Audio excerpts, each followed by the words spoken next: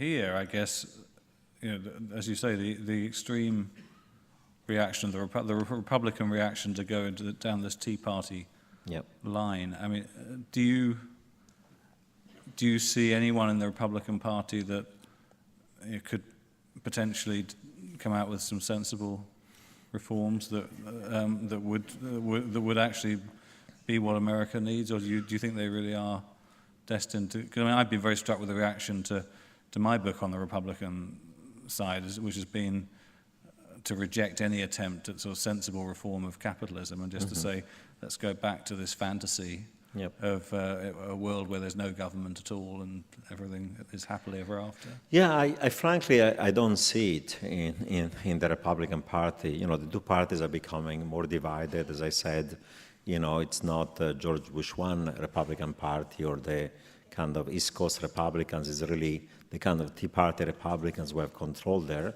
And from a political point of view, the Republicans decided, in my view, that it's in their own interest to stall. After all, they won in Virginia, they won in New Jersey, they won in Massachusetts. They believe that if they stall on everything, they might win the midterm election. They believe that Obama is going to be one-term president. So their attitude until now has been, let's stall on everything because politically it's to our advantage, even if it's not good for the country.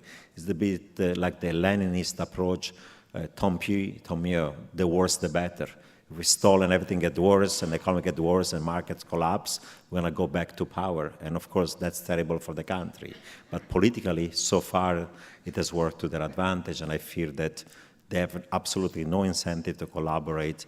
And therefore, there is no bipartisanship. And certainly, even on the Democratic side, some of the policy of the Obama administration have not been of trying to go in the direction of bipartisanship. So I see actually the two parties really, there's a nice new book called The Disappearing Center by political scientists, and I think that's what's happening, in Washington. I spoke with somebody senior, has followed the Washington for a long time, and says, I've never seen so much, not just lack of bipartisanship, but hatred between the two parties in the last 30 years. They're totally divided. There is almost no center, and that's a risky thing in the US.